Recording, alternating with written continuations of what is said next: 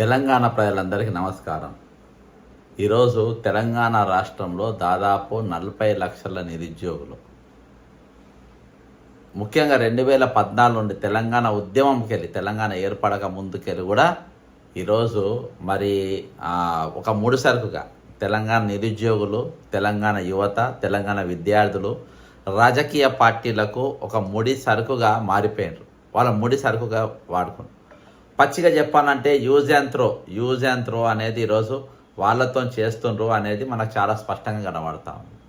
ఈరోజు ఎట్లా use and throw అని అంటే, ఈరోజు తెలంగాణ ఏర్పడక ముందు తెలంగాణ పరిస్థితి ఏంటంటే, ఆ రోజు జాబ్ క్యాలెండర్ ఉండే. ఆంధ్రప్రదేశ్లో ఉమ్మడి ఆంధ్ర రాష్ట్రంలో జాబ్ క్యాలెండర్ ఉండే. ప్రతి సంవత్సరము వాళ్ళు పరీక్షలు రాసుకునేది. ప్రతి సంవత్సరము ఎప్పుడు రిటైర్డ్ అయితే అప్పుడు ఇమీడియట్గా వచ్చేది. ప్రతి రిటైర్మెంట్ వల్ల కూడా వాళ్ళ బెనిఫిట్స్ వాళ్ళకి అప్పటిదప్పుడు ఇచ్చి వాళ్ళకి పంపించేది. కానీ అయినా కానీ మనము అక్కడ కొంత అంటే ఆత్మగౌరవం ఎక్కడనో మనకి ఏదో లోపం కనిపిస్తుంది. పరాయి పాలన కింద మనం ఉన్నామని, ఈరోజు ఆత్మగౌరవం లేదని, మళ్ళీ నీళ్ళు, మన నిధులు, మన ఉద్యోగాలు వాళ్ళు దోచుకపోతున్నారనే ఒక ఉద్దేశంతో ఆ రోజు మనం ఉద్యమం మొదలుపెట్టాం. ముందు వరుసలో మనం నిలబెట్టింది నిరుద్యోగులను నిలబెట్టాం. ఫ్రంట్ సైనికులుగా నిరుద్యోగులు నిలబెట్టాం. దాని వెనుక ఉద్యోగులు నిలబడ్డారు. ఫ్రంట్ల ఉద్యోగులు నిలబడ్డారు. దాని తర్వాత ఇక తెలంగాణకు సంబంధించిన అందరు కూడా ఇక దాని తర్వాతనే, వీళ్ళిద్దరు తర్వాతనే. కానీ ఈరోజు అత్యధికంగా త్యాగం చేయాల్సి వస్తుంది ఎవరు? ముందు వరుసలో నిలబడ్డోళ్ళు. తర్వాత త్యాగం చేయాల్సిన ఎవరు? రెండో వరుస నిలబడ్డోళ్ళు. ముందు వరుస నిలబడ్డోళ్ళు మరి 2000 అప్పుడు 11 నోటిఫికేషన్ అనుకుంటా వచ్చినప్పుడు, గ్రూప్ 1 ఎగ్జామ్ వచ్చినప్పుడు మా రాష్ట్రం వచ్చినాక, మా తెలంగాణ ముఖ్యమంత్రి వచ్చినాక మేము పరీక్షలు రాసుకుంటామని పేపర్ చింపి అవతల పడేసి బయటకు వచ్చినటువంటి పరిస్థితి. ఆ పరీక్ష 2016లో అయింది. మరి 2016లో ఏమైంది? ఆ పేపర్ అమ్ముకున్నారు పచ్చిగా. 2016 పేపర్ అమ్ముకున్నారు. అసలు ఈ దేశంలో లేని వాళ్ళకు ఫస్ట్ ర్యాంక్ వచ్చింది. ఇయాటి వరకు ఒకరిని కూడా వాళ్ళని తీసేయలేదు. 2022 పేపర్ లీక్ అయిపోయింది. మరి దాదాపు నేను ఎన్సీఆర్బి లెక్కల ప్రకారం చెప్తున్నా ఎంతమంది చనిపోయింది అనేది నేను లెక్కలతో సహా చూపెడతా. ఇగో ఇది తెలంగాణ ఏర్పడ్డ తర్వాత చనిపోయిన వారి లిస్ట్ ఇది, ఓకేనా? ఇది ఆ రోజు ఎవరు మాట్లాడినా వాళ్ళను జైల్లో పెట్టిన పరిస్థితి, కొట్టిన పరిస్థితి. 2014లో 353 మంది చచ్చిపోయింది. ఇది ఎన్సీఆర్బి లెక్కలు చెప్తున్నాను నేను ఇక్కడ. 2014 ఎంతమంది చచ్చిపోయినారు? 353 మంది చచ్చిపోయినారు. 2015లో 491 మంది చచ్చిపోయినారు. 2016లో 349 మంది చచ్చిపోయినారు. 2017లో 504 మంది చచ్చిపోయారు. 2018లో 428 మంది చచ్చిపోయారు. 2019లో 426 మంది చచ్చిపోయారు. 2020లో 489 మంది చచ్చిపోయారు. 2021లో 567 మంది చచ్చిపోయారు. ఇదంతా చనిపోయిన తర్వాత వీళ్ళందరూ అవుతా ఉంటే ఇక లాస్ట్లో మరణించిన వాళ్ళు ఎవరంటే, అది కూడా నేను వీడియో వినిపిస్తా. ఈరోజు చిట్ట చివర మరణించింది ఎవరంటే తీవ్ర గ్రూప్ 2 రాస్తున్నటువంటి అమ్మాయి. ఇగో ప్రవళిక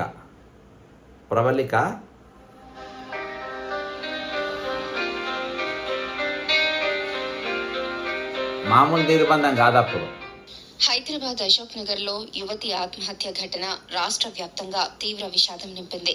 పోటీ పరీక్షలకు ప్రిపేర్ అవుతున్న ప్రవళిక హాస్టల్ గదిలోనే ఊరేసుకుని ఆత్మహత్య చేసుకోవడంతో ఆమె స్నేహితులతో పాటు నిరుద్యోగులు రగిలిపోతున్నారు. ప్రభుత్వ నిర్లక్ష్యమే ప్రవళిక మరణానికి కారణమని, బిడ్డను కోల్పోయిన ఆమె తల్లిదండ్రులకు ఎవరు సమాధానం చెబుతారని నిలదీస్తున్నారు.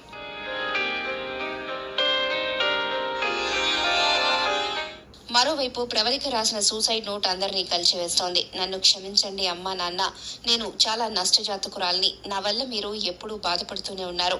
ఏడవకండి అమ్మా, జాగ్రత్తగా ఉండండి. మీకు పుట్టడం నా అదృష్టం. అమ్మ, నన్ను కాళ్ళు కింద పెట్టకుండా చూసుకున్నారు. మీకు నేను చాలా అన్యాయం చేస్తున్నా, నన్ను క్షమించు. మీకోసం నేను ఏమీ చేయలేకపోతున్నా. అమ్మ నాన్న జాగ్రత్త అంటూ ప్రవళిక తన ఆవేదనను ఆ లేఖలో రాసుకొచ్చింది. ప్రవళిక మృతిపై వెస్ట్ జోన్ డీసీపీ వెంకటేశ్వర్లు మాట్లాడుతూ, ప్రైవేట్ హాస్టల్లో యువతి ఆత్మహత్య చేసుకుందని, శుక్రవారం రాత్రి 8 గంటలకు డయల్ 100కు కాల్ వచ్చిందని తెలిపారు. దీంతో స్థానిక పోలీసులు హుటాహుటిన అక్కడకు చేరుకుని సంఘటనా స్థలాన్ని పరిశీలించి సూసైడ్ నోట్ ను స్వాధీనం చేసుకున్నారని తెలిపారు. నేను దీని కథ చెప్తా. ఇది ఇక ప్రభుత్వం మారే ముందు ఆఖరి ఆత్మహత్య ఇక ఇక్కడికి. దీని తర్వాత ఏం జరిగింది, కొన్ని మన కాంగ్రెస్ పార్టీ రంగంలో దిగింది.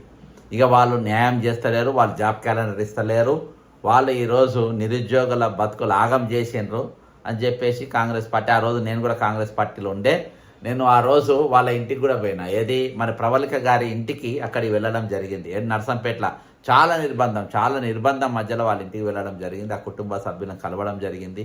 ఆ రోజు ఆ కుటుంబ సభ్యులను పిలిపించి స్టేట్మెంట్ మార్పించారు కేటీ రామారావు గారు ఆ స్టేట్మెంట్ మార్పించారు. ఇవాళ బాధాకరం ఏంటంటే ఒక చిన్న పొరపాటు ఆ రోజు ఉస్మానియా యూనివర్సిటీ జేఏసీతో జరిగిపోయింది. ఏం జరిగిపోయిందనంటే, తెలంగాణ ఏర్పడిన తర్వాత ఉస్మానియా యూనివర్సిటీయే ఒక జేఏసీ పొలిటికల్ పార్టీ లెక్క ఫామ్ చేస్తే ఇవాళ ఈ దరిద్రం ఉండపోయేది కాదు. ఈరోజు ఈ నిరుద్యోగుల అస్సాం గణ పరిషత్ లెక్క ఇక్కడ తెలంగాణ ఓయూ జేఏసీ ఒక పొలిటికల్ పార్టీగా అవతరిస్తే అందరూ పోయిన వాళ్ళే. అదే బాల్క సుమన్ కానీ, అదే కిషోర్ కానీ, ఇంకా చాలామంది మన ఈయన ఎవరు ఎల్లయ్య, మన ఎల్లన్న, వీళ్ళందరూ చాలా దుర్గేష్ చాలామంది ఉన్నారు. వాళ్ళందరూ కలిసి వాళ్ళే ఒక పార్టీ, రాజారాం యాదవ్, వీళ్ళందరూ కలిసి ఒక పార్టీ, ఆ పార్టీ ఈ పార్టీలో పోకుండా వాళ్ళే ఒక పార్టీ పెడితే ఇవాళ నిజంగా యువత చేతుల రాజ్యం ఉండేది. ఈ స్కామ్లు ఉండపోయేది కాదు. 1200 మంది విద్యార్థులు, నిరుద్యోగులు ఎవరైతే బలిదానాలు చేసుకున్నారో వాళ్ళ ఆకాంక్ష సంపూర్ణంగా నెరవేరేది. ఈరోజు తెలంగాణ అప్పుల పాలయ్యేది కాదు. తెలంగాణ ఈరోజు దోపిడీదారుల చేతిలో పోయేది కాదు. ఇవాళ మనము ధర్నాలకు ఒకరి చేతిలో ముడి సరుకుగా మార్చడం కాదు. ఈరోజు తెలంగాణ యువత ఏమైపోయింది, నిరుద్యోగులు ఏమైపోయినరు, ఈరోజు రాజకీయ చేతులలో ముడి సరుకులుగా మారిపోయినారు. ప్రియాంక గాంధీ గారు వచ్చిండ్రు, ఇప్పుడు ఎల్లుండి వాళ్ళు కూడా మీటింగ్ పెట్టిపోతుండ్రు. ఎవరి వల్లనైతే ఇప్పుడు చనిపోతే నెక్స్ట్ ఇప్పుడు బీఆర్ఎస్ పెడుతుంది. అప్పుడు కాంగ్రెస్ పెట్టింది. ఏమని పెట్టింది కాంగ్రెస్? ఈరోజు ప్రవళిక గారు ఆత్మహత్య చేసుకున్నారు, చాలామంది మరణించారు, జాబ్ క్యాలెండర్ లేదు, ఖాళీలు నింపుతలేరు, ఎలక్షన్లు అని చెప్పి ఇప్పుడు నోటిఫికేషన్ పెట్టిండ్రు. వాస్తవం కూడా ఎలక్షన్ల ముందు నోటిఫికేషన్ విడుదల చేసిండ్రు. జాబులు ఇస్తామని చెప్పిండ్రు. ఈరోజు నిరుద్యోగుల వల్ల ప్రభుత్వం కూలిపోయేటట్టుందని చెప్పిండ్రు. కాబట్టి ఈరోజు మీకు కన్ను తెరవాలి, మీకు 4000 నిరుద్యోగ భృతి ఇస్తాం, 2 లక్షల ఉద్యోగాలు నింపుతాం, సంవత్సరం లోపే నింపుతాం. కాబట్టి మీరు ఎవరు భయపడాల్సిన అవసరం లేదు. మీరు ఊర్లలో పోండి, గ్రామాన తిరగండి, మీకు బస్సులు పెడతాం, వాళ్ళు తిరుగుతారు, వీరు మాట్లాడతారు, మీరు వాళ్ళకు ఓట్లు వేపియండి, మమ్మల్ని గెలిపియండి, గద్దెకెక్కినాక మేము మీకు అనుకునే అన్ని తీరుస్తామని చెప్పినటువంటి పరిస్థితి. ఇదే 2023లో మరి జూన్ నెలలో మరి నేను హైదరాబాద్లో ఉన్న సోమాజిగూడ ప్రెస్ క్లబ్లో ఒక పవర్ పాయింట్ ప్రెజెంటేషన్ ఇచ్చిన. అసలు ఏ డిపార్ట్మెంట్లలో ఎన్నెన్ని ఖాళీలు ఉన్నాయి అని మొత్తం తీస్తే ఈ 33 కొత్త నూతనంగా ఏర్పడ్డ 33 జిల్లాలతో కలిపి 3,50,000 పోస్టులు ఖాళీలు ఉన్నాయి. 3,50,000 పోస్టులు ఖాళీలు ఉన్నాయి. అవన్నీ కూడా నింపాలి అని చెప్పేసి ఆనాడు ముఖ్యమంత్రి గారికి, ఆనాటి చీఫ్ సెక్రటరీ గారికి అందరు కూడా నేను విన్నవించడం జరిగింది దానిపైన. అంతేకాకుండా మరి మేనిఫెస్టో చైర్మన్గా ఉన్నటువంటి శ్రీధర్ బాబు గారికి ఉస్మానియా యూనివర్సిటీకి వెళ్ళి మరి అక్కడ నిరుద్యోగులందరినీ ఆయన దగ్గర తీసుకుపోయి మరి ఆయనకు రీప్రజెంటేషన్ ఇచ్చి మీరు ఈ పోస్టులన్నీ ప్రభుత్వం వచ్చిన తర్వాత నింపాలి అని అంటే వాళ్ళు 2 లక్షల పోస్టులు అయితే నింపుతామన్నారు. 4,000 నిరుద్యోగ భృతి తెలంగాణలో ఉన్న 40 లక్షల మందికి మరి వాళ్ళకు ఉద్యోగం వచ్చేదాకా మేము ఇస్తామని చెప్పారు. మరి ఈరోజు ఏమైపోయింది, అధికారంలోకి వచ్చిన తర్వాత ఈరోజు వాళ్ళు 4,000 కదా 4 పైసలు కూడా ఈ 2.5 సంవత్సరాలలో ఒక్క పైసా కూడా ఇయ్యాటి వరకు ఇవ్వలేదు. పైగా టీజీపీఎస్సీ ఫీజు మరి అది 200 300 ఉన్నది, ఈరోజు ఏకంగా 1000 రూపాయలకు చేసినటువంటి పరిస్థితి. ఈరోజు మరి అబ్బాయి వదిలేసేయి, ఖాళీలు నింపుడు పక్కన పెడదాం. ఈ 2024కి వెళ్ళి ఇయాటి వరకు మరి మార్చి 31 వరకు దాదాపు 25,000, దాదాపు కాదు పక్కాగా 25,354 మంది అక్షరాల రిటైర్డ్ అయ్యారు. ఈ 3 నెలలు కాక నేను మార్చి 31 వరకు చెప్తున్నా. అర్థమైందా? అందులో కనీసం ఆ రిటైర్డ్ అయిన పోస్టులు కూడా నింపుతలేరు, కనీసం జాబ్ క్యాలెండర్ రిలీజ్ చేస్తలేరు. అరే పిల్లలు ఇప్పటికీ ఈ మధ్యనే దాదాపు 17 మంది చచ్చిపోయారు 2 నెలలలో. నేను మొన్న ఎన్హెచ్ఆర్సీలో కేసు కూడా వేయడం జరిగింది, మీరు అందరు చూసిండ్రు. దాదాపు ఎంతమంది? 17 మంది ప్రాణాలు విడవడం జరిగింది. మరి ఈరోజు ఎందుకు ప్రభుత్వం ఉదాసీనంగా ఉంది? ప్రభుత్వం ఎందుకు ఇవన్నీ జరుగుతా అంటే ఎందుకు మాట్లాడతలేరు? ఈరోజు ఈరోజు నిరుద్యోగ యువత ఇంకొకళ్ళ చేతికి పోయే పరిస్థితి వచ్చింది.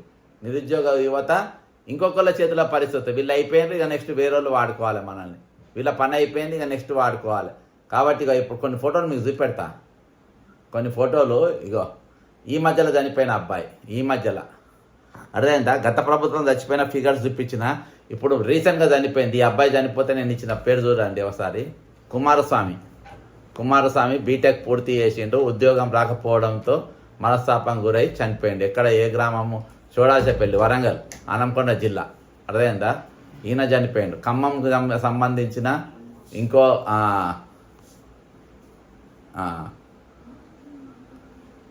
ఇగో ఈ అబ్బాయి చనిపోయిండు. ఈయన అయితే పేపర్ కూడా రానియాలి అసలు, ఎక్కడ ఇది కూడా లేదు. ఇది అనుకో నిజామాబాద్ జిల్లాలో ఇగో ఇంకో అబ్బాయి. రీసెంట్గా ఇది కూడా రీసెంట్గా జరిగింది. ఆడ మరి పెద్ద పెద్ద నాయకులందరూ ఉంటారు, మరి వాళ్ళు ఎవ్వరు కూడా కనీసం అక్కడ పోయి పరామర్శించే పరిస్థితి కూడా లేదు. ఇగో ఈ అబ్బాయి చనిపోయింది నిజామాబాద్ జిల్లాలో మొన్ననే.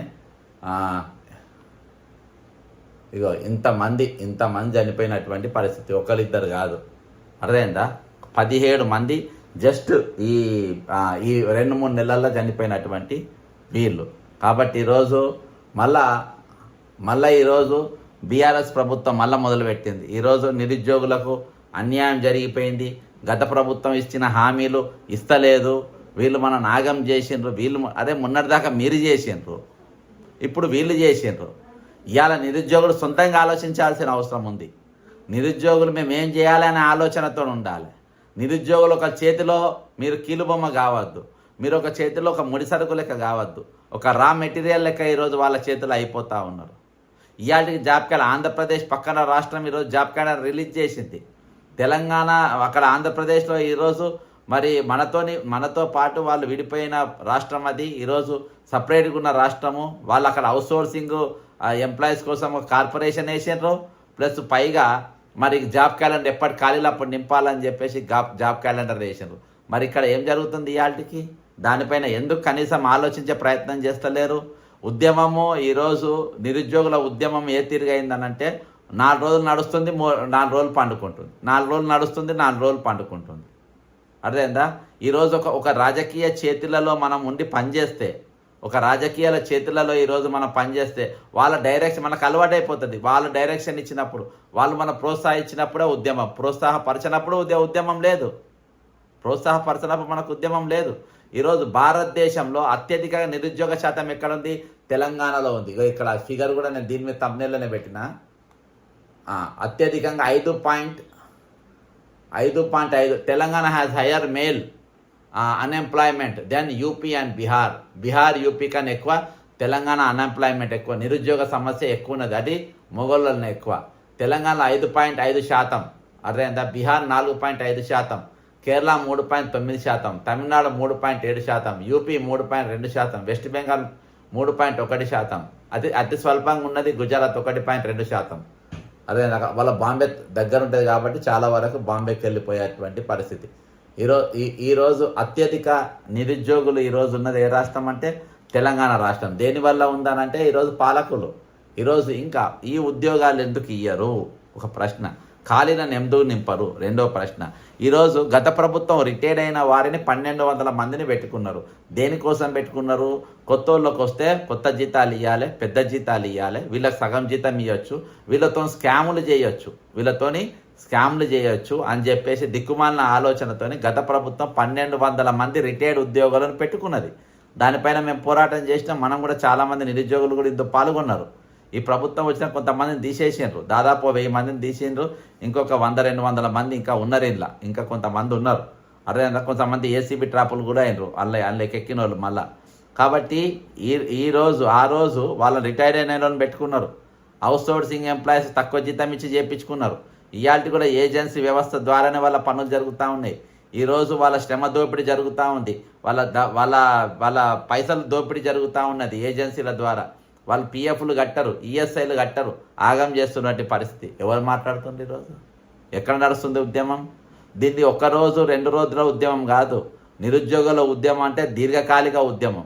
నిరుద్యోగుల ఉద్యమం అంటే వాళ్ళ హక్కులు సాధించుకునే వరకు జరగాల్సిన పోరాటం. ఈరోజు ఈరోజు మీరు ఎవరి చేతులలో కీలుబొమ్మ కావద్దు, ఎవరి చేతులలో కూడా ఈరోజు ముడి సరుకు కావద్దన్న ఆవేదన, వేరే ఏం లేదు. ఈరోజు ఎవరి చేతులలో కూడా కావద్దు. ఎవరు కూడా యూజ్ అండ్ త్రో లెక్క చేస్తుండే ఈరోజు నిరుద్యోగులను. యూజ్ అండ్ త్రో అంటే ఈరోజు వాళ్ళని వాడుకోవాలి, వదిలేయాలి. ఆ ప్రభుత్వం ఈ ప్రభుత్వం వస్తుంది, మళ్ళీ ఏదో అధికారంలోకి వస్తుంది, మళ్ళీ వాళ్ళు ఇయ్యరు, మళ్ళీ కొట్లాడతాం, మా దగ్గర పైసలు లేవు, గత ప్రభుత్వం మొత్తం ఆర్థికంగా దివాళి తీపిచ్చిపోయింది, మీకు నౌకర్లు ఇస్తే జీతాలు ఇవ్వడానికి మా దగ్గర పైసలు లేవని మళ్ళీ వీళ్ళు దుకాణం మొదలు పెడతారు.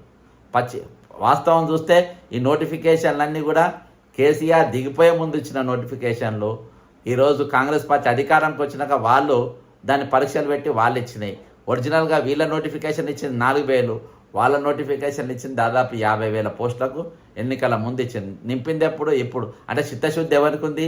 ఎన్నికల కోసం వాళ్ళు ఇచ్చిండ్రు, ఎన్నికల తర్వాత మేము 2 లక్షలు ఇస్తాం కాబట్టి ఆ నోటిఫికేషన్ల పైన మేము అమలు చేసినామని చెప్పిండ్రు. ఈరోజు వాస్తవానికి తెలంగాణ ప్రభుత్వ టీచర్లు దాదాపు 21,000 మంది తక్కువతో లోటుతోని ఈరోజు ప్రభుత్వ స్కూళ్ళు నడుస్తూ ఉన్నాయి. ప్రభుత్వ స్కూళ్ళు 21,000 టీచర్ల లోటుతోని ఈరోజు నడుస్తూ ఉంది. గతంలో ఆల్రెడీ 11,000 ఖాళీలు ఉన్నాయి టీచర్ పోస్టులు. మొన్న 10,000 మంది రిటైర్డ్ అయ్యారు 2024 వెళ్ళి మొన్నటి దాకా. 2 సంవత్సరాల క్రితం అంటే 2024 ముందు వచ్చిన నోటిఫికేషన్తో ఒక పోస్టింగ్ వచ్చింది. ఇప్పుడు దాని తర్వాత అప్పటికే 11,000 పోస్టు ఖాళీలు ఉన్నాయి, 10,000 మంది రిటైర్డ్ అయ్యారు. ఈ 2 కలిపితే 21,000 మంది. ఈరోజు పోలీసులు డీజీపీ గారు చెప్పిన లెక్క ప్రకారం 19,000 ఏమో ఉన్నాయన్న. ఒరిజినల్గా ఏంటంటే దాదాపు 30,000 పోలీస్ కానిస్టేబుల్, ఎస్ఐలు, వీళ్ళు కానిస్టేబుల్ కలిపి దాదాపు 30,000 ఖాళీలు ఉంటాయి. ఈరోజు 5,000 మందికి పోస్టింగ్లు ఇచ్చారు. దేనికోసము? ఎందుకంటే ఈరోజు వాళ్లకు ఎక్కువ జీతాలకు ఎక్కువ పైసలు పోవద్దు, ఎక్కువ పైసలు మేము తీసుకోవాలి, ఎక్కువ పైసలు మా మూసీ ప్రక్షణ పోవాలి, ఎక్కువ పైసలు మా RRR రోడ్డుకు పోవాలి, ఎక్కువ పైసలు ఫ్యూచర్ సిటీకి పోవాలి, ఎక్కువ పైసలు రేడియల్ రోడ్లో పోవాలి. పోతే మా కమిషన్లు ఎక్కువ వస్తాయి కాబట్టి మేము ఎక్కువ తీసుకోవాలి. ఈరోజు వీళ్ళు చేసిన అనాలోచిత కార్యక్రమం వల్ల ఈరోజు దాదాపు 252 కోట్ల రూపాయల మెట్రో తీసుకోవడం వల్ల ఈరోజు ప్రభుత్వం నష్టమైంది. అసలు నష్టాలు వీళ్ళకి ఏం ఫరక్ పడదు. అదేంటా ఏదున్నా వీళ్ళకి లాభం అయ్యేటట్టుగా చూస్తారు. అది ఏ రాజకీయ పార్టీ అయినా సరే, అది కాంగ్రెస్ కానీ బీఆర్ఎస్ కానీ ఎవడైనా సరే. ఈరోజు తెలంగాణ నిరుద్యోగులు మీరు ఇండిపెండెంట్గా ఆలోచించడం ప్రయత్నం చేయండి, మీరు ఇండిపెండెంట్గా ఆలోచన చేయండి. మీరు దయచేసి అర్థమైందా? మీరు అటువంటి ఆ దిశగా మీరు ఆలోచన. ఇవాళనే సస్పెండ్ అయింది నిరుద్యోగ 46వ జీవోకేలే కదా, 46వ జీవోకి వచ్చి నేను అప్పటి కాంగ్రెస్ పార్టీలోనే ఉన్నా. మరి ఇందిరా పార్క్ దగ్గర జరిగిన ధర్నాలో మరి నేను ప్రభుత్వాన్ని హెచ్చరించిన తర్వాత నాకు షోకాజ్ వచ్చింది. నేనేం పెద్ద ఫరక్ పడలే, నేను ఏ పార్టీలో చేరలే. ఎందుకంటే ఈ రాజకీయ పార్టీల యొక్క ఆలోచన విధానం ఏ విధంగా ఉంటుందో తెలుసు. ఈరోజు వీళ్ళ చేతిలో పవర్ లేదు కాబట్టి అన్ని నీతులు మాట్లాడతారు. పవర్ వచ్చిన తర్వాత ఈరోజు దాటిపోతారు, ఈరోజు మోసాలు చేసే అవకాశాలు ఉంటాయి. కాబట్టి ఈరోజు మనం ఇండిపెండెంట్గా ఆలోచన ఒక పార్టీ చేతిలో మనం కీలుబొమ్మ, పార్టీ చేతిలో మనం ఒక రా మెటీరియల్ లెక్క మనం పనిచేయద్దు, వాళ్ళని నమ్మద్దు. ఈరోజు వాళ్ళు సీట్లు అయినా కానీ, అది ఎమ్మెల్యే సీట్లే కానీ లేకుంటే మీకు ఎంపీ సీట్లే కానీ అలా పైసలు ఉన్న వాళ్ళకి ఇస్తారు, వాళ్ళకు బ్యాక్గ్రౌండ్ ఉన్న వాళ్ళకి ఇస్తారు, వాళ్ళకి ఇస్తారు. కానీ ఈరోజు తిరిగేటోళ్ళకు ఎవరికి ఇయ్యరు. మీకు ఇస్తామని చెప్తారు, ఆశ చూపెడతారు, దాటిపోతారు. ఎందుకంటే ఈరోజు ఏమన్నా అంటే ఎన్నికల ఖర్చు పెరిగింది, మీకు అధికారం వచ్చినాక మేము చూస్తామంటారు. మనం అనుకుంటే ఏదో ఆశపడి మనం తిరుగుతూ ఉంటాం, కానీ అది కాదు. నేను అందుకని మళ్ళీ గుర్తు చేస్తున్నా, తెలంగాణ ఏర్పడిన తర్వాత ఉస్మానియా యూనివర్సిటీ యొక్క OUJSE ఒక పొలిటికల్ పార్టీ అవతరిస్తే ఈరోజు ఈ రాష్ట్ర రాజకీయాలు వేరే తిరుగుండేది. అటువంటి ఆలోచన చేయకపోవడం ఈరోజు స్వార్థపరు చేతుల్లో కరప్షన్ కింగ్స్ చేతుల్లో ఈరోజు తెలంగాణ 12 సంవత్సరాలకి వెళ్ళి వాళ్ళ చేతుల్లో ఈరోజు కొట్టుమిట్టాడుతున్న పరిస్థితి. ఒక దగ్గర పెద్ద బడా ప్రాజెక్టులు కడతామంటారు, వాటి మీదకి తక్కువ పైసలు అయితే దాంతో పక్కన పెట్టి దాని ఎస్టిమేషన్స్ పెరిగి లక్షల కోట్ల రూపాయలు వాటి మీద వెచ్చిస్తారు. దాంతో రాష్ట్రం దివాళా తీస్తుంది, ఆర్థికంగా ఈరోజు అప్పుల పాలైపోతుంది. ప్రతి మంగళవారం ఈరోజు బాండ్లు కుదబెట్టుకొని అప్పులు తెచ్చుకున్నట్టు పరిస్థితి. ఆ పైసలతో పోనీ యువతకి ఏమైనా చేస్తారా? స్వయం ఉపాధి కోసం రాజీవ్ యువ వికాసం అని చెప్పారు, అందరి దగ్గర దరఖాస్తు తీసుకుంటారు. ఏమైంది రాజీవ్ యువ వికాసం? ఎంతమందికి ఇచ్చిండ్రు? ఈరోజు దళిత బంధు అని చెప్పారు. దళిత బంధు పైసలు ఈరోజు ఇయాల్టి కలెక్టర్ల దగ్గర మురుగుతూ ఉన్నాయి. ఎంతమందికి ఇచ్చిండ్రు? ఎందుకు ఇస్తలేరు? ఈరోజు ఇవన్నీ కూడా ఎన్నికల స్టంట్లే. ఈరోజు ప్రతీది కూడా ఎన్నికల స్టంట్లే, ప్రతీది కూడా ఓటు బ్యాంకే, ప్రతీది కూడా వాళ్ళ లాభాపేక్షతోనే, ప్రతిదీ వాళ్ళకి ఎక్కడ ఉపయోగపడుతుంది, దాన్ని ఏ విధంగా వాడుకోవాలి అనే ఆలోచనతోని తప్ప ఈరోజు వాస్తవానికి వీళ్లకు నిజంగా నిరుద్యోగులకు ఏమైనా చేయాలి, నిరుద్యోగుల కోసం మనం పోరాటం చేయాలి. ఇది నిరుద్యోగులు తెచ్చుకున్న రాష్ట్రము. వాళ్ళ శ్రీకాంతాచారి కానీ లేకుంటే ఉస్మానియా యూనివర్సిటీ అనేకమైన విద్యార్థులు ప్రాణాలిచ్చి తెచ్చుకున్న రాష్ట్రం కాబట్టి ఈరోజు వాళ్ళకు మనం పెద్దపీట వేయాలి అనే ఆలోచన ఏమైనా ఉన్నదా? పోనీ ఆ కోటాలో అయిన ఎమ్మెల్యేలు ఎప్పుడైనా వీళ్ళ గురించి ఆలోచన చేసిండ్రా? ఈరోజు మాట్లాడేటోళ్ళు, ఈరోజు మీరు వాళ్ళ పార్టీల తరపు నిలబడి మీరు గలాలెత్తేటోళ్ళు మీరు ఎవరి కోసం మాట్లాడుతుండ్రు? ఈరోజు ఎవరి తరపు నిలబడితే ఎవరు వాణిని వినిపిస్తుండ్రు?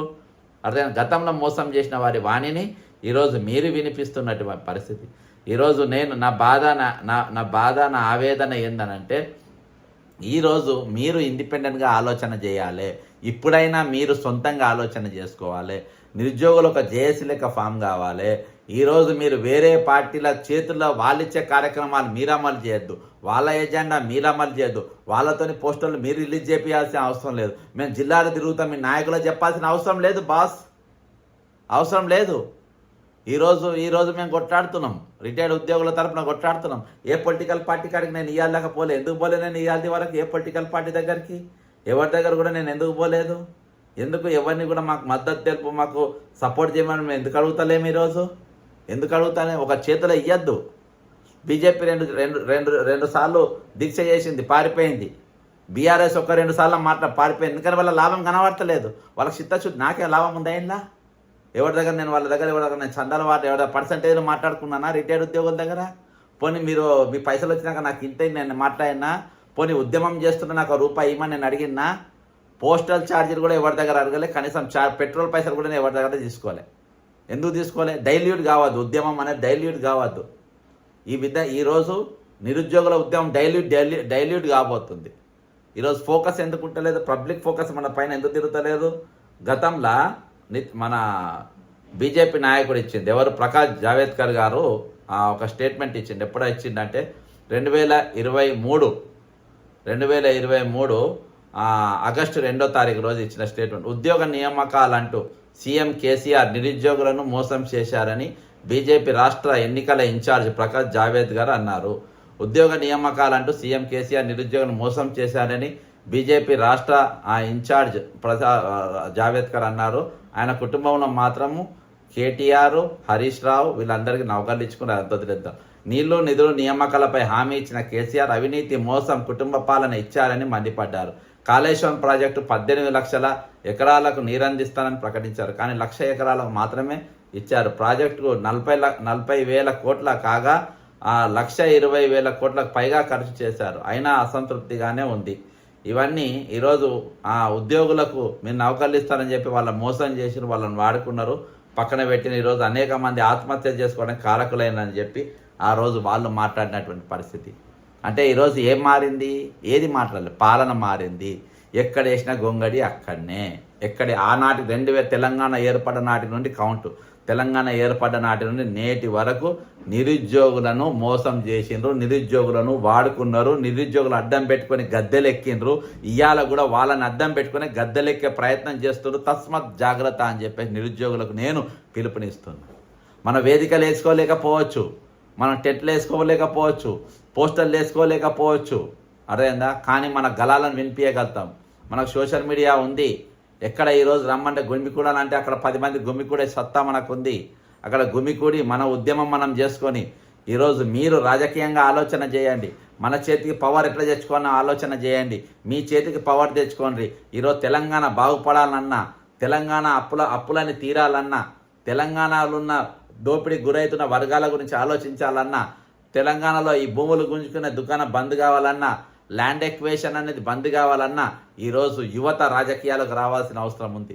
నిరుద్యోగులు రాజకీయాలకు రావాల్సిన అవసరం ఉంది. నిరుద్యోగులు రాజకీయాలు చేయాల్సిన అవసరం ఉంది. నిరుద్యోగుల చేతికి పవర్ రావాల్సిన అవసరం ఉంది. కానీ ఈరోజు వాళ్ళ పవర్ రానికి మనం ముడిసరుకు కావద్దని చెప్పి మనం ప్రాధేయపడుతుంది. వాళ్ళ చేతికి అధికారం రావాలని మీరు మన ప్రయత్నం చేయొద్దు. ఈరోజు నిన్నటిదాకా దోపిడీ చేసిన వాళ్ళ పశ్చాత్తాపం ఏముంది?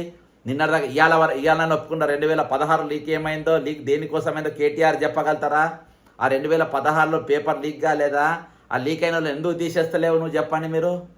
ఆ రోజు ఇదే ప్రవళిక ఆత్మహత్య అప్పుడు ఎవరైతే సెంట్రల్ జోన్ డీసీపీగా ఉండేనో ఆ సెంట్రల్ జోన్ డీజీపీ ఆఫీస్ ముందు 2022 పేపర్ లీకేజ్ దాన్ని ఎంక్వైరీ చేయమని సిట్ ఇన్ఛార్జ్గా మీరు ఏఆర్ శ్రీనివాస్ను ఎట్లా నియమిస్తారని చెప్పేసి నేను ఆయన నియమించింది ఎవరు సివి ఆనంద్ గారు నియమించి ఎట్లా నియమించిందని నేను డీజీపీ గారికి ఇస్తే డీజీపీ ఆఫీస్కి వెళ్ళి ముందుకెళ్ళి నన్ను లిఫ్ట్ చేసిండ్రు. నన్ను బెదిరించి భయభ్రాంతులకు గురి చేసే ఆలోచన ఉండే ఆ రోజు నన్ను బెదిరిద్దామనే ప్రయత్నం చేసిండ్రు. నేను తిరగబడి బయటకు వచ్చినాను ఆ రోజు. అప్పటికే అందరి వీడియోలు తీసుకున్నారు కాబట్టి ఎవరు నిరుద్యోగుల తరపున పోరాడిన వాళ్ళు ఎవరిని వదిలిండ్రు ఆ రోజు? ఎంత 3rd డిగ్రీ ఎక్కించి ఎంతమందిని కొట్టలేదు, ఎంతమంది పోలీస్ స్టేషన్లో పంపలేదు, ఉస్మానియా యూనివర్సిటీకి ఎందుకు మీటింగ్ పెట్టలేదు? మన అన్ని రికార్డులు తీయాలి సోదరా. నిన్నటిదాకా ఇవాళ అధికారం లేదు కాబట్టి ఇవాళ ముసలి కన్నీళ్ళు ముసలి లెక్క ఈరోజు కామ్గా ఉంటుండ్రు. రేపు ముసలి మంచిగుంది ముసలి నిద్రపోతుందని దాన్ని ముద్దాడే ప్రయత్నం చేస్తే మింగేస్తుంది. జాగ్రత్త. ముసలిని ముద్దాడే ప్రయత్నం చేస్తే మింగి పడేస్తుంది. ఈరోజు కన్నీళ్లు పెడుతున్న ముసళ్ళు బీఆర్ఎస్ నాయకులు జాగ్రత్త. ఇవాళ నేను కాంగ్రెస్ చేతులు కానీ ఇద్దరికి అధికారం ఇచ్చి చూసినాం, ఇద్దరు మోసం చేసిండ్రు. ఒకసారి జరిగిన తప్పు, రెండోసారి ఇద్దరికి అధికారం. మొదటిసారి తెలంగాణ ఏర్పడ్డప్పుడే ఓయూజేఏసీ రాజకీయ పార్టీగా అవతారం చేస్తే ఈరోజు రాష్ట్రానికి గతి పట్టేది కాదు. మొదటి తప్పు. రెండోసారి మనం ఒక ఉద్యమ పార్టీగా కేసీఆర్కి అవకాశం 2 సార్లు ఇచ్చినాం. ఈరోజు తెలంగాణ యువతను నిరుద్యోగులను నట్టేట ముంచిండు. తర్వాత కాంగ్రెస్ పార్టీకి అధికారం ఇచ్చినాం. ఈరోజు అదే పద్ధతి కొనసాగుతా ఉంది. ఇప్పటికైనా ఏం చేయాలి? ఈరోజు వాళ్ళని ఎవరిని ఎత్తుకోవాలి? ఎవరిని ఎత్తుకునేది లేదు. ఎవరి చేతిలో ముడిసరుకు అయ్యేది లేదు. ఈరోజు అధికారం మన చేతికి తెచ్చుకోవాలి. మనం నిలబడాలి, మనం ఉద్యమం చేయాలి, మన చేతికి పవర్ తెచ్చుకోవాలి, మనం ఎన్నికలకు పోవాలి. ఇక ఆత్మహత్యలు లేని తెలంగాణకు మనం తెచ్చుకోవాలి. నిరుద్యోగ ఆత్మహత్యలే కాదు, ఏ ఆత్మహత్య కూడా జరగకుండా ఈరోజు యువత మాత్రమే వీటిని కట్టడి చేయగలుగుతుంది. ఒక మార్పు అనేది ఈ దేశ మార్పు, ఒక యువత అనేది ఎప్పుడైతే వాళ్ళ పార్లమెంట్కి ఎంటర్ అయిందో అప్పటికెళ్ళి మార్పులు మొదలైనాయి. అది రాజీవ్ గాంధీ పీరియడే కానీ, తర్వాత ఎన్టీ రామారావు పీరియడే కానీ, తర్వాత రాజశేఖర రెడ్డి గారి పీరియడే కానీ అట్లా మార్పు అనేది మొదలవుతుంది. ఈరోజు ఆ మార్పు మళ్ళీ అస్సాం గణ పరిషత్లో మొదలైంది. ఈరోజు అటువంటి మార్పు ఈరోజు తెలంగాణలో అవసరం ఉంది. ఈరోజు శాచ్యురేషన్ పాయింట్ వచ్చేసింది. ఈరోజు అన్నీ అయిపోయినాయి. అన్ని లాస్ట్గా వరంగల్ సెంట్రల్ జైలు కాదా కుదబెట్టే కాడికి వచ్చింది. ఈరోజు మన దగ్గర ఏం లేదు, ప్రతిదీ నష్టమే. నేనేం చేయాలి నేను ఏంది చేసేది అనే కాడికి వచ్చింది. నేను కావాలని చేసిన దాని కాడికి వచ్చింది. ఆలోచన చేయాలి. కాబట్టి నాకు చాలా బాధ అనిపిస్తుంది. ఎల్లుండి జరిగే ఆ స్టేడియంలో కాంగ్రెస్ పార్టీ మోసం చేసిన దాని మీద మీరు ఏదైతే ధర్నా చేసిందో ఒక రాజకీయ పార్టీ వాళ్ళు చేసుకొని అలా నిరుద్యోగులు మీరు వెళ్ళి పాత్ర పోతాల్సిన అవసరం లేదు. వీళ్ళని గద్దెనెక్కించుకోవాల్సిన అవసరం లేదు. వీళ్ళని నెత్తినెక్కించుకోవాల్సిన అవసరం లేదు. ఈరోజు మీరు పెద్దగా ఆలోచన చేయండి. మేమేం చేయాలి నెక్స్ట్, మా చేతికి అధికారం రాని మేమేం చేయాలి, ఆ తరపున మీరు ఆలోచన చేయండి. కానీ ఎవరి చేతిలో మీరు ముడిసరుకు కావద్దు, ఎవరి చేతులలో మీరు కీలుబొమ్మ కావద్దు. ఒకరి పవర్ తీసుకురావడానికని, వాళ్ళకి అధికారం వాళ్ళ చేతుల్లో పెట్టడానికని ఈరోజు వాళ్ళు ఎవరు కావద్దు. ఈరోజు ఆర్థిక పరిస్థితి అస్తవ్యస్తంగా తయారు చేసింది. ఆనాటి పాలకులకెళ్ళి 2014 పాలకులకెళ్ళి నేటి పాలకుల వరకు ఒక మేఘా కృష్ణారెడ్డి అనే దుర్మార్గుణ్ణి ఆ రోజు కేసీఆర్ తీసుకొని వచ్చి పెడితే ఇలా రేవంత్ రెడ్డి కూడా ఆయన నెత్తుకొని గోరుముద్దలు పెట్టే పరిస్థితి. గోరుముద్దలంటే తెలంగాణ ఖజానా మింగుతున్నాడు. ఆయన మింగుడే కాక ఈరోజు వీళ్ళందరూ కూడా పంచుకునే పరిస్థితి. తెలంగాణ ప్రతి దానిపైన సిండికేట్. అది ఏం మాట్లాడాలన్నా ఏం చేయాలన్నా. కాబట్టి ఆలోచన చేయండి మిత్రులారా. నేను కొన్ని వీడియోలు ఈరోజు కొన్ని తీసిన, వాళ్ళు బ్రహ్మాండంగా మాట్లాడినరు, మామూలు కాదు. వాళ్ళ మాటలే ఈరోజు నేను ఈ వీడియో చేయడానికి ప్రధానమైన కారణం. మార్పు వస్తుంది కోరుకున్నాం. ఏం చేసినాము మొత్తానికి ఆంధ్రప్రదేశ్ ఇలాంటి ముఖ్యమంత్రులు చూసారా? ఉమ్మడి ఆంధ్రప్రదేశ్ కాదు, మన ఆంధ్రప్రదేశ్ నుంచి గత 60 సంవత్సరాల నుంచి ఇట్లాంటి ముఖ్యమంత్రిని ఎవడు చూడలేదు. ఎందుకు చెప్పనా, వీడు ప్రతి రైతు భరోసా ముగింపు సభ ఒకటి, విడుదల సభ ఒకటి, అక్కడ మినిమం 5 కోట్లు ఖర్చు పెడుతున్నాడు. అది ఎవరికి ఇస్తున్నాం? ఈ టెండర్లు మళ్ళీ మీ పార్టీ వాళ్ళకి ఇస్తున్నాం. 5 కోట్లు ఒక ఫంక్షన్ కి 5 కోట్లు పెడుతున్నాం. 5 కోట్లు ఇప్పటికి ఎన్ని ఫంక్షన్లు ఇప్పుడు ప్రోగ్రామ్ పెట్టు, కొన్ని 100,000 ప్రోగ్రామ్ పెట్టి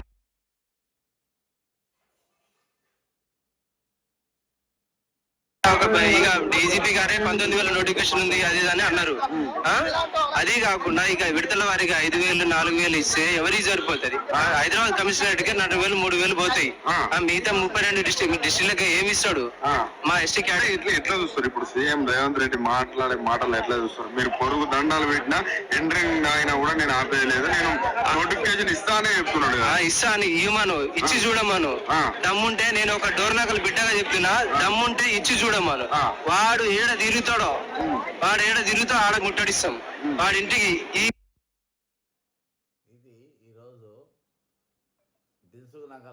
సమస్య ఇక్కడ నిరుద్యోగుల సమస్య ఏంటంటే రేవంత్ రెడ్డి మాకు 5,000 పోలీసు ఉద్యోగాలు ఇస్తానని చెప్పాడు.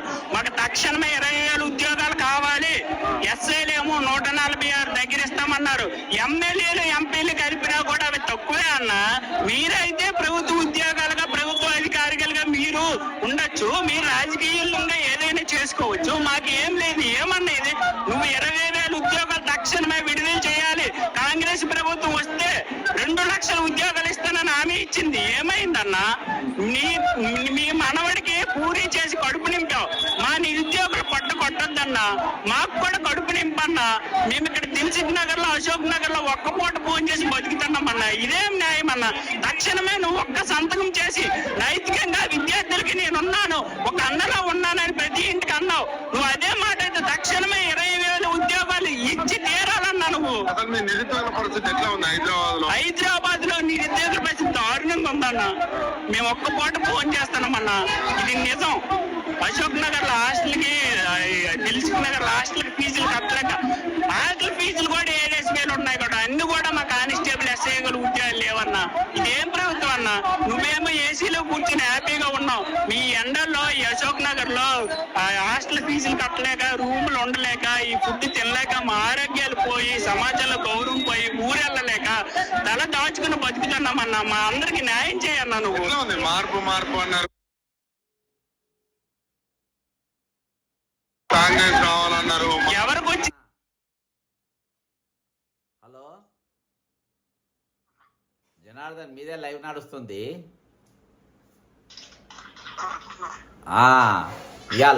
ఇవాళ ఆ తెలంగాణ ఏర్పడ్డప్పుడు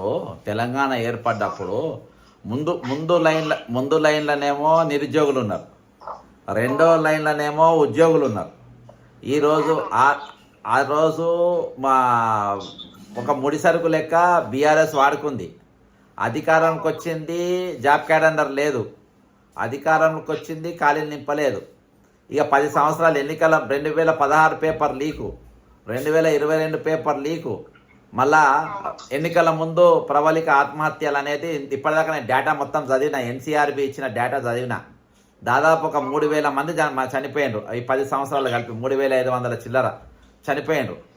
సేమ్ ఈరోజు మళ్ళీ పాలన మార్చుకున్నాము. ప్రియాంక గాంధీ గారు చెప్పి నిన్ను పిలిచిండ్రు, మీతో మాట్లాడిన, మీకు బస్సులు ఇచ్చిండ్రు. ఇక వచ్చేది నిరుద్యోగుల ప్రభుత్వమే, ఇక మీరు ఊరు దిగుండ్రి, మాకు ఓట్లు వేపియండ్రి, మీకు 2 లక్షల పోస్టులు ఇస్తాం, 4,000 నిరుద్యోగ భృతి ఇస్తామని చెప్పి కథలు చెప్పిండ్రు. ఇవాళ అవన్నీ కూడా మోసమైంది.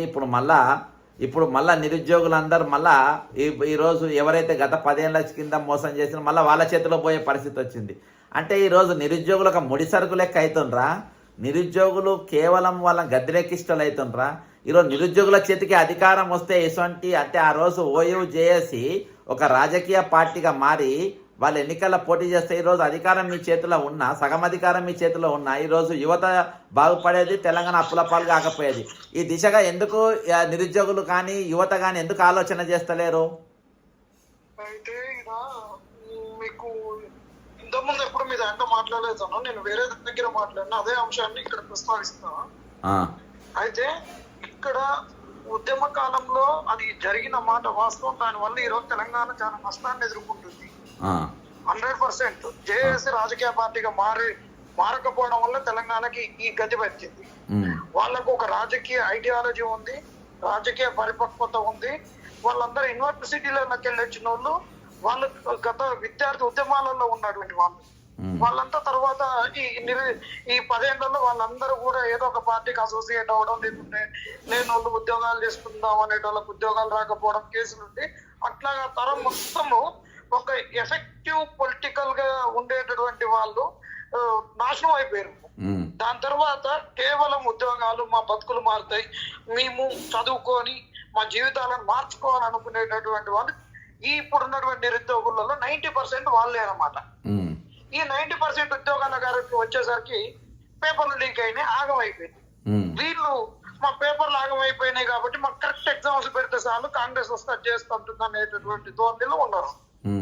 ఉన్నాక ఇక్కడనే ఒక పెద్ద తప్పిదం జరిగింది. అక్కడనేమో పొలిటికల్ పార్టీ ఎదగలేదు. ఇక్కడ ఏం జరిగిందంటే ఇక్కడ అప్పటి వరకు ఉన్నటువంటి వాళ్ళు ఆ రాజకీయ ఉద్యమంలో పాల్గొన్న వాళ్ళు వెళ్ళిపోయారు. ఇక్కడ కొత్త నాయకత్వం అనేది బయలుదేరింది. నిరుద్యోగులకు రిప్రజెంటేటివ్ అనేటటువంటి వాళ్ళు కొంతమంది వాళ్ళే ఫ్యాకల్టీలుగా ఉన్నారు, వాళ్ళే రాజకీయాలలోకి వచ్చారు, వాళ్ళే ఆర్థికంగా ఉపయోగించుకున్నారు, వాళ్ళే కోచింగ్ సెంటర్ నడిపారు. ఇట్లా వాళ్ళే ఉన్నారు. వాళ్ళ పేర్లు నేను చెప్పను, ఒక 4-5 వచ్చారు. దానితోటి ఇంకొక 3-4 జర్నలిస్టులు వాళ్ళు వీళ్ళు అందరూ వచ్చారు. ఉద్యమకారులు కూడా కొంతమంది వచ్చారు. అంటే అనుభవం ఉన్న వాళ్ళు ఉన్నారు, కానీ ఇక్కడ లేవనెత్తిన వాళ్ళు అనుభవం లేని వాళ్ళు ఉన్నారు అనమాట. ఈ ఎవరైతే అధ్యాపకులు ఉన్నారో కోచింగ్ సెంటర్లు నడిపిన వాళ్ళు వీళ్ళు. అయితే తెలంగాణ కాంగ్రెస్ రాగానే వీళ్ళు ఏం చేశారంటే మాకు ఎమ్మెల్సీ వస్తుంది, మాకు కాంగ్రెస్ పార్టీ ఏదో చేస్తుంది, మాకు ఏదో అవుతుంది కాబట్టి ఈ సమస్య ఇక అయిపోయింది, సమసిపోయింది. ఇప్పుడున్న సమస్యలు ఏంటి, కాంగ్రెస్ తీసుకొచ్చినాం కాబట్టి మాకు ఏదో ఒక రాజకీయ ఉపాధి దొరకాలనేది వాళ్ళ ఏకైక లక్ష్యంగా మారింది. మారి ఈ నిరుద్యోగ సమస్యను ఏ పార్టీ తీర్చదు, దీన్ని ఒక యాక్టివ్ రోల్ లో ఉంచాలి, ఇదే ఒక ప్రెషర్ గ్రూప్ అవుతుంది. ఉద్యమంలో పాల్గొన్నోళ్ళు అయిపోయారు. ఇప్పుడు జెన్జీ సమాజం మారింది, సోషల్ మీడియా వచ్చింది, వీళ్ళను యాక్టివ్ పొలిటికల్ ప్రెషర్ గా ఉంచాలనేటటువంటి ఆలోచన ఎవరికి లేదు, ఉండొద్దని కలలు కన్నారు. అందుకే వీళ్ళు ఎక్కడికి పోయినా, రాజకీయ నాయకుల దగ్గరికి పోయినా వీళ్ళు ఏం చేసిర్రంటే బరాబరుగా ఎదుర్కోకుండా చేశారు. అప్పుడే వీళ్ళు ఏం చేసిర్రు, రేవంత్ రెడ్డికి అవకాశం ఇచ్చారు. ఎట్లా అవకాశం ఇచ్చారు, పేపర్లు లీక్ అయినటువంటి పేపర్లతోటి అదే ఉద్యోగాలు ఇస్తేందుకు సహకరించారు. ఫస్ట్ SIPCలలో రెండోసారి కీ పేపర్ గురించి మాట్లాడకుండా అవకాశం ఇవ్వడంతో 16,000 ఉద్యోగాలు నింపుకున్నాడు. దాని తర్వాత అది మాట్లాడనీయకుండా ఆర్ట్స్ కాలేజీలో మీటింగ్ పెట్టి ఇదే అడ్వకేట్ పెట్టి ఉద్యమ నాయకులు అనే అందరూ పెట్టి ఇచ్చారు. దాని తర్వాత గ్రూప్ 4 8,000 ఉద్యోగాలు, ఆడికి 24,000 ఉద్యోగాలు అయినాయి. దాని తర్వాత DSE 5,000, దానికి 5,000 కలిపిండు, అయిపోయింది. జేఏలు పోయినాయి, 30,000 40,000 ఉద్యోగాలు వచ్చినాయి. 30,000 చిల్లర వచ్చినాయి. రేవంత్ రెడ్డి 30,000 40,000 అన్నారు. ఇదంతా తతంగం అయ్యేసరికి ఆయనకు ఒక మంచి అవకాశం దొరికింది. మాలాంటి వాళ్ళు అయితే ఇలా ఉద్యోగాలు కొట్ట శాతం కాక ఏది శాతం కాక చేసినట్టు ఇక్కడనే వాళ్ళు రాజకీయంగా ఎదగాలనుకునేటోళ్ళకి రాజకీయ అవకాశాలు ఇవ్వలేదు. వాళ్ళు నిమ్మలంగా మళ్ళీ కాంగ్రెస్ ఇది లంగది దొంగది, దీన్ని నమ్మినాం మోసపోయినాం అని వచ్చారు. ఇక్కడ అన్యాయం చేసిర్రు. రేవంత్ రెడ్డికి అక్కడ గ్రిప్ దొరికింది, దాన్ని నాశనం పట్టించారు. మళ్ళా నిరుద్యోగులకు రెండోసారి ఎక్కడ అన్యాయం జరిగిందంటే దీనిని మనమే కొంతమంది కులాలలో ఎక్కువ ఉన్నాము, మనమే చేయాలనేటటువంటిది కొంత ఇది కుల సమస్యగా కూడా రూపుదిద్దారు కొన్ని కుల సమూహాలుగా. దాని తర్వాత రాజకీయ పార్టీలు కూడా మేము అనుకుంటున్నాం, మేమే చేస్తున్నాం, మేము అరువు తప్పు చేసినాం అని ముందుకు వస్తున్నారు. ఇక వెరసి సమస్యను సజీవంగా ఉండకుండా చేశారు. ఇక్కడ ఇంకొక రాజకీయ దూరదృష్టితో ఏం చేశారంటే ఈ సమస్య ఇక్కడనే ఉండాలి, రావణకాసు లెక్క కాలాలి, కానీ ఈ సమస్య నుండి ఒక కొత్త నాయకత్వం రావద్దు, రాజకీయాన్ని ఉన్నటువంటి రాజకీయ ఎవరి చేతులలో ఉన్న అధికారము అది వేరే డోనర్ పోవద్దు, అది ఎక్కడికి పోయినా మా చేతులలో ఉండాలనేటువంటి ఒక ధోరణిని ఇక్కడ వాళ్ళు ప్రదర్శించుకోరు. ఇదంతా ఒక ప్లానుడ్ గానే జరిగింది. ఎప్పుడైనా ఒక సమస్య అనేటటువంటిది రాజకీయాన్ని చేస్తుంది, రాజకీయ నాయకులు సృష్టిస్తుంది. ఇక్కడ రాజకీయ నాయకులు సృష్టించేది 2 రకాలుగా జరుగుతుంది. రాజకీయాలలో సామాజిక సమస్యల పైన పోరాడేటోళ్ళు రాజకీయ నాయకులు వస్తారు, లేదంటే పారాషూట్ లెక్క డబ్బులు సంపాదించుకొని వ్యాపారాలు చేసుకొని వచ్చేటోళ్ళు వస్తారు. సామాజిక సమస్యల మీద నాయకులుగా ఏర్పడ్డటువంటి వాళ్ళు సామాజిక సమస్యల పట్ల సమాజం పట్ల ఒక నిబద్ధత ఉంటుంది. ఇప్పుడు కాంగ్రెస్ లో అవునన్నా కాదన్నా ఒక 20% ఉన్నారు. రేవంత్ రెడ్డి లాంటి వాళ్ళు పారాషూట్ వాళ్ళు వ్యాపారాలు చేసి బెదిరించి గండు పట్టుకొని బెదిరించి ఇవన్నీ చేసేటోళ్ళు పారాషూట్ రాజకీయ నాయకులు. అలాంటి వాళ్ళు వచ్చిన వాళ్ళకి వాళ్ళకంతా కార్పొరేట్ వ్యవహారంగా ఉంటుంది అంటే ప్రజల సమస్యలు అంటే వేవి ఉండవు. అందుకే ఈ సమస్యను ఎప్పుడో చంపారు. ఇది వెంటిలేటర్ మీద ఉంది ఇప్పుడు. ఇదన్నా ఓకే ఓకే. అయితే ఇప్పుడు ఒకటి బ్రదర్, ఈ ఉద్యమము ఇప్పుడు నేను పదే గుర్తు చేస్తున్నా అనేది కాదు. ఒక ఉద్యమము దీర్ఘకాలికంగా గ్యాప్లు ఇవ్వకుండా చేస్తే ఏదైనా సక్సెస్ అవుతుంది. ఏదైనా సక్సెస్ అవుతుంది. ఇవాళ రిటైర్మెంట్ ఉద్యమంలో బీజేపీ వచ్చింది. బీజేపీ ఒక 2 ప్రోగ్రాంలు చేసింది, పారిపోయింది. బీఆర్ఎస్ 2 ప్రోగ్రాంలు చేసిండ్రు, పారిపోయారు. ఇక తర్వాత ఎవరు కనవాలి, ఎవరు నాయలేదు. మనం ఒక సిస్టమేటిక్గా ప్రతిరోజు ఒక రాజకీయ పార్టీ దగ్గర పోయిన ఒకరి ఎవరి మద్దతు కోరకుండా నడిచింది కాబట్టి నడిచింది. ఇవాళ ఒక ఇప్పుడు ఒకరి పైన మనం ఆధారపడి ఉద్యమం చేసినప్పుడు, ఒక బీఆర్ఎస్ పైన చేసిన బీజేపీ పైన వాళ్ళు ఇచ్చిన డైరెక్షన్ అప్పుడే మనం పనిచేయాలి. వాళ్ళు డైరెక్షన్ ఇచ్చినప్పుడు ఆగిపోవాలి. ఇప్పుడు ఎల్లుండి ప్రోగ్రాం కాబట్టి ఇవాళ మళ్ళీ రోడ్డు ఎక్కాలి, మళ్ళీ 3 రోజులు ఆగాలి, 2 రోజులు రోడ్డు ఎక్కాలి, 3 రోజులు ఆగాలి. దీంతో ఏమవుతుందనంటే ఉద్యమం మొత్తం తప్పుదారి వెళ్ళిపోతుంది. అరే వీళ్ళు 2 రోజులు కొట్టాడి వదిలేస్తారు అనే కాడికి వచ్చింది. అదే మీరే ఒక రాజకీయాలకు ఆలోచించి మేమే ఒక రాజకీయ నాయకులం కావాలి, మా చేతికే పవర్ రావాలి అనే ఆలోచనతో మీరు వచ్చి దీర్ఘకాలిక ఉద్యమం చేస్తే సమస్య ఇంత జటిలమయ్యేది కాదు. ఒకళ్ళ చేతిలో ఈరోజు ఉద్యమం ఉండేది కాదు. అంతేనా కదా? 100% అన్న, అది ఉండొద్దనే కదా చేసింది. దీని నుంచి ఒక నాయకత్వం రావద్దు, ఇది ఒక ప్రెజర్ గ్రూప్ గా ఉండొద్దనే కాబట్టి దీన్ని ఇట్లా చేసేసి ఫ్యూచర్లో అట్లా ఆలోచించండి జనార్దన. ఒక ఓయూ జేఏసీగా కాంగ్రెస్ పార్టీ మరి ఏ నిరుద్యోగి తిరిగిందో లేదో తెలియదు, కానీ నువ్వైతే తిరిగినావు, అది నాకు బాగా తెలుసు. నువ్వు ఒక బస్ వేసుకొని కొంతమందిని వేసుకొని ఊరూరు తిరిగి కాంగ్రెస్ పార్టీ కోట్లు వేయించినావు, అది తెలుసు. గత ప్రభుత్వం మీద పోరాటం చేసినావు, ఈ ప్రభుత్వం మీద పోరాటం చేసినావు, అది మేము దగ్గరుండి చూసినాం. కానీ ఒకసారి ఆలోచన చేయండి. ఎందుకంటే ఈరోజు ఆనాడు 2014లో మిస్ అయింది. కనీసం ఇప్పటికైనా మీరు రెండు పార్టీల చేతులలో మోసపోయినరు. కేంద్రంలో బీజేపీ అయితే దేశవ్యాప్తంగా ఎట్లా బిస్కెట్ ఇవ్వాలో అట్లా ఇచ్చింది, అందరం చూసినాం. కనీసం స్వయం ఉపాధి కనీసము ఇప్పుడైనా మీరు మీ చేతికి అధికారం తీసుకున్నట్టుగా మీరే ఒక పవర్ గ్రూప్గా తయారు కానికి ప్రయత్నాలు చేయాలని నా ఆవేదన, అంతకుమించి ఏం లేదు. 100% అన్న, ఈ సమస్య అనేటటువంటిది ఎట్ట కొట్టుకొని పోయినా గానీ మొండాన్ని చేతిలో పట్టుకొని మొండానికి ఇంత నీళ్ళు పోస్తే పోతే ఒకళ్ళు కొమ్మను నరుక్కొని పోవచ్చు, ఒకళ్ళు ఆకు నరుక్కొని పోవచ్చు, ఒకళ్ళు ఇంకొక మొత్తం నరుక్కొని పోవచ్చు. కానీ మొండాన్ని పట్టుకుంటే మొండం అనే దానికి ఇంత మట్టి ఇన్ని నీళ్లు పోస్తే చిగురిస్తుంది. ఖచ్చితంగా బరాబర్గా మీరు అన్నట్టు ఈ సమస్యను మళ్ళా నిలబెడతాం. అవల్ల నా కాళ్ళు మొక్కిన నేను మొక్కినా మగవాడు మొక్కలేదు, కోదండరాం ఇదే పిలుపునిస్తాను. కనీసం ఆయన పార్టీలో ఉన్నటువంటి విద్యార్థి విభాగం కూడా కాళ్ళు మొక్కలేదు. మీ అమ్మల కాళ్ళు మొక్కి కాంగ్రెస్ ఓటే వేయకుండా పెట్టమని చెప్తే ఇదే బల్మూరు వెంకట వీళ్ళందరూ కూడా కాంగ్రెస్ ఓడిపోతే మీ బతుకులేదని చెప్పారు. ఇదే అమీన్పూర్లో ఫస్ట్ కాళ్ళు మొక్కింది నేను. దానికన్నా ముందు ఎన్నికలు స్టార్ట్ కాకముందే అన్ని హైదరాబాద్ లో ఉన్న అడ్డల మీద పోయి కాళ్ళు మొక్కినాం. ఇవాళ ప్రతి ఒక్కళ్ళు వచ్చి కాళ్ళు మొక్కినాం. ఇది ఒక ప్యాషన్ అయిపోయింది. మేము కాళ్ళు మొక్కినాం, కాంగ్రెస్ అడగొచ్చినాం, మేము ముసలి అడిగినాం, అడగొచ్చినాం. ఓకే బ్రదర్, ఆలోచన చేయండి. Thank you. ఇది జనార్దన్ నిరుద్యోగుల జేఏసీ తెలంగాణలో కాంగ్రెస్ పార్టీ అధికారం కోసము మరి బస్సు ఎక్కి తిరిగినటువంటి వ్యక్తి. చాలామందితోని అట్లా చాలామంది కూడా వాళ్ళతోని నడవడం జరిగింది. ఏది ఏమైనప్పటికీ రాజకీయ పునరేకీకరణ తెలంగాణ జరగాలి, మలిదిశ తెలంగాణ ఉద్యమం జరగాలి. నీళ్లు నిధులు నియామకాలు అన్నీ కూడా దారి మళ్ళీ అవి మళ్ళీ గాడికి రావాలంటే తెలంగాణ ఉద్యమకారులైనటువంటి అది రిటైర్డ్ ఉద్యోగులే కానీ లేకుంటే నిరుద్యోగులే కానీ అవుట్సోర్సింగ్ ఉద్యోగులే కానీ ఆశా వర్కర్లే కానీ మీరు ముందు వరుసలు నిలబడాలి. రాజకీయ పునరీకరణ కోసము, రాజకీయ మార్పు కోసం కావాలి. కానీ 10 సంవత్సరాలు వాళ్ళకి ఇచ్చినాము, 5 ఇప్పుడు 2.5 సంవత్సరాలు గడిచిపోయినాయి.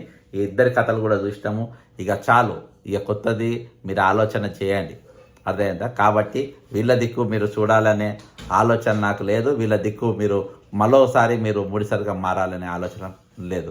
దయచేసి నేను ఇంతవరకు మాట్లాడింది మీకు మీ అభిప్రాయాన్ని ఖచ్చితంగా కామెంట్ రూపంలో తెలియజేయండి. దీన్ని షేర్ చేయండి, కామెంట్ చేయండి.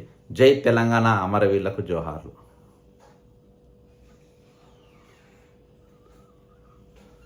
అమ్మ చెక్కు ఉడకపోస్తుంది బిడ్డ.